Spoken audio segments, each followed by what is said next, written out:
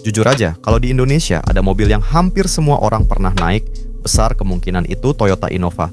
Dipakai jadi mobil keluarga, mobil kantor, travel, sampai mobil pejabat. Dan versi yang paling sering kita lihat di jalan, Innova Reborn. Mobil ini sering dibilang mobil aman. Nggak banyak gimmick, nggak ribet, tapi selalu kepake. Dan justru karena itu, Reborn jadi standar kenyamanan buat banyak orang Indonesia.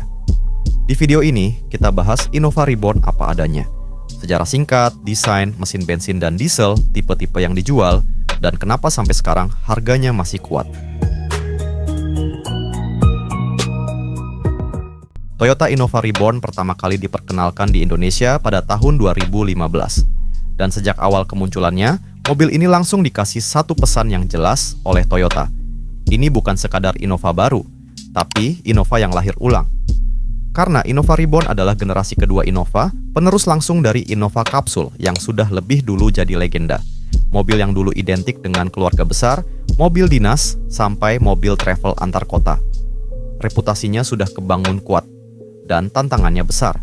Makanya Toyota nggak main setengah-setengah. Nama Reborn dipakai karena Toyota benar-benar merombak Innova dari nol, bukan facelift, bukan tambal sulam. Platformnya diganti ke EMV generasi baru, yang bikin bodi lebih rigid, lebih stabil, dan rasa berkendaranya jauh lebih matang. Desain eksteriornya juga berubah total. Lebih lebar, lebih tegas, dan kelihatan jauh lebih modern dibanding Innova Kapsul yang cenderung membulat. Masuk ke dalam kabin, perubahan paling terasa adalah tingkat kesenyapan. Peredaman suara mesin, jalan, dan angin dibuat jauh lebih baik. Hasilnya, Innova Reborn terasa lebih tenang, lebih nyaman, dan lebih mobil orang dewasa. Tapi perubahan paling krusial ada di bagian mesin diesel. Toyota memperkenalkan mesin diesel baru yang lebih bertenaga, lebih irit, dan jauh lebih halus. Inilah mesin yang akhirnya bikin citra Innova Reborn naik kelas dari sekadar MPV keluarga. Jadi MPV premium yang bisa dipakai harian tanpa kompromi. Di pasar Indonesia, Innova Reborn menempati posisi yang sangat strategis. Dia di atas Avanza, lebih besar, lebih nyaman, lebih prestis. Tapi di bawah Alphard, masih masuk akal untuk keluarga dan operasional. Dan sejak hari pertama sampai akhir masa produksinya, satu hal nggak pernah berubah. Innova Reborn selalu laku keras. Dipakai keluarga, dipakai perusahaan, dipakai travel, bahkan jadi mobil langganan instansi.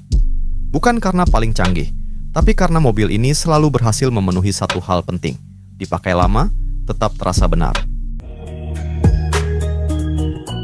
Kalau kita bahas desain Innova Reborn, satu kata yang paling pas itu, dewasa. Bukan desain yang dibuat untuk cari perhatian, tapi desain yang kelihatan matang sejak pertama dilihat. Nggak sporty berlebihan, tapi juga jauh dari kesan tua. Dan kesan dewasa itu bukan cuma rasa, tapi juga kelihatan dari ukuran bodinya. Innova Reborn punya panjang sekitar 4.735 mm, lebarnya 1.830 mm, dan tingginya kurang lebih 1.795 mm. Angka-angka ini mungkin kelihatan biasa di atas kertas, tapi di dunia nyata, ukurannya langsung terasa. Mobil ini lebar, tinggi, dan berisi. Makanya begitu duduk di dalam, rasa lapangnya langsung dapat. Lihat bagian depannya. Grille besar khas Toyota membentang lebar, memberi kesan kokoh dan percaya diri. Lampu depan yang lebih sipit dan tegas bikin wajahnya kelihatan serius, seolah bilang, ini mobil yang dibuat untuk tanggung jawab besar. Begitu mobil ini muncul di spion, kita langsung tahu ini Innova Reborn. Bukan karena desainnya heboh, tapi karena posturnya yang tinggi dan lebar itu susah disamarkan. Beralih ke samping, proporsi bodinya kelihatan jelas. Dengan tinggi hampir 1,8 meter, masuk dan keluar mobil jadi lebih gampang, terutama buat anak-anak dan orang tua. Pintu besar, bukaan lebar, ruang kepala lega dari depan sampai baris ketiga. Inilah desain yang memang mikirin kenyamanan sehari-hari, bukan sekadar tampang. Makanya Innova Reborn cocok buat keluarga, tapi juga sering dipakai buat operasional kantor, travel jarak jauh, bahkan mobil dinas. Bodinya cukup besar buat membawa banyak orang, tapi tetap proporsional buat dipakai harian. Bagian belakangnya pun konsisten. Desainnya simple, fungsional, dan jujur. Lampu belakang besar, mudah terlihat, dan pintu bagasi tinggi yang memudahkan keluar masuk barang.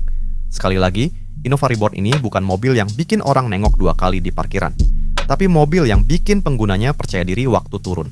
Karena ukuran yang pas, desain yang rapi, dan postur yang berwibawa, Innova Reborn selalu terlihat pantas, dimanapun dia berhenti. Masuk ke kabin, inilah salah satu alasan utama kenapa Innova Reborn begitu dicintai. Posisi duduknya tinggi, pandangan ke depan dan ke samping terasa luas, dan ini bikin pengemudi nggak cepat capek, bahkan saat perjalanan jauh. Dashboardnya dibuat rapi dan fungsional. Tombol-tombolnya besar, mudah dijangkau, dan logikanya sederhana. Siapapun bisa langsung paham, dari pengemudi harian sampai orang tua. Material interiornya memang bukan yang mewah atau mengkilap, tapi terasa solid dan awet. Innova Reborn jelas dirancang untuk dipakai bertahun-tahun, bukan sekadar terlihat bagus di awal kepemilikan. Masuk ke kursi baris kedua, ruang yang ditawarkan terasa lega. Ruang kaki luas, duduk santai, dan pada varian Captain Seat, kenyamanannya naik satu tingkat. Inilah konfigurasi favorit banyak keluarga. Baris ketiganya pun masih manusiawi. Orang dewasa masih bisa duduk dengan layak, bukan sekadar kursi tambahan yang dipakai terpaksa. Dan soal bantingan suspensi, Innova Reborn dikenal empuk tapi tetap stabil. Nggak limbung saat kecepatan tinggi, tapi juga nggak keras saat melewati jalan jelek. Inilah alasan kenapa, sampai sekarang, Innova Reborn sering dijadikan tolok ukur kenyamanan di kelas MPV menengah. Nah, kalau yang ini, kita bahas versi dieselnya saja, karena inilah bintangnya Innova Reborn. Versi diesel menggunakan mesin 2GD 2,4 liter, dan karakter mesinnya langsung terasa beda sejak pedal gas diinjak. Torsinya besar, tarikan bawahnya kuat, dan mobil tetap terasa ringan meskipun diisi penuh penumpang dan barang. Inilah mesin yang bikin Innova Reborn terkenal sebagai MPV yang kuat, irit, dan awet. Dipakai harian enak, dipakai jarak jauh makin terasa nikmat, dan di tanjakan atau saat menyalip, mobil tetap tenang tanpa perlu dipaksa. Soal konsumsi BBM, mesin diesel ini memang jadi favorit. Dalam kota sekitar 11-13 km per liter, luar kota bisa tembus 15-17 km per liter. Angka ini tergolong sangat baik untuk mobil sebesar Innova Reborn. Dan karena kombinasi tenaga, efisiensi, serta reputasi keawetannya itulah, versi diesel, Innova Reborn sampai sekarang punya nilai jual bekas yang gila-gilaan, bahkan sering lebih dicari daripada versi bensinnya sendiri. Innova Reborn masih setia menggunakan penggerak roda belakang, atau RWD. Dan keputusan ini bukan tanpa alasan. Dengan RWD, distribusi tenaga terasa lebih seimbang, mobil lebih kuat saat menanjak, lebih tahan saat membawa beban penuh, dan tetap stabil di berbagai kondisi jalan. Karakter seperti ini sangat cocok dengan kebutuhan jalanan Indonesia, mulai dari tanjakan, jalan bergelombang, sampai pemakaian jarak jauh dengan muatan penuh. Untuk transmisinya, Toyota menyediakan dua pilihan, manual dan otomatis. Transmisi manualnya sederhana dan kuat, sedangkan versi otomatisnya menggunakan matic konvensional, bukan CVT. Artinya, perpindahan gigi terasa natural dan minim rasa selip. Dan ini poin penting yang sering jadi pertimbangan. Matic Innova Reborn terkenal bandel dan halus, selama perawatan rutin dilakukan dengan benar. Inilah kombinasi yang bikin Innova Reborn terasa siap dipakai kapan saja, baik untuk kebutuhan keluarga, perjalanan jauh, maupun penggunaan intens tanpa banyak kompromi. Biar adil, kita bahas minusnya. Yang paling terasa, harga bekas Innova Reborn masih tinggi, terutama varian diesel. Permintaan yang terus ada bikin harganya susah turun, jadi buat sebagian orang, ini bisa jadi ganjalan di awal sebelum beli. Lalu soal ukuran. Dengan bodi yang besar, Innova Reborn kurang lincah di jalan sempit, gang kecil, atau parkiran padat. Perlu adaptasi, apalagi kalau mobil ini dipakai harian di kota besar. Untuk versi bensin, konsumsi BBM-nya juga terasa lebih boros, terutama kalau dibanding MPV yang lebih kecil atau mesin generasi baru. Dan terakhir, soal fitur. Nggak banyak gimmick atau teknologi kekinian, tapi semua yang ada masih berfungsi dengan baik dan jarang rewel. Singkatnya, kekurangan Innova Reborn itu ada, tapi semuanya masih masuk akal dan bisa ditoleransi kalau yang dicari adalah kenyamanan, daya tahan, dan rasa aman jangka panjang.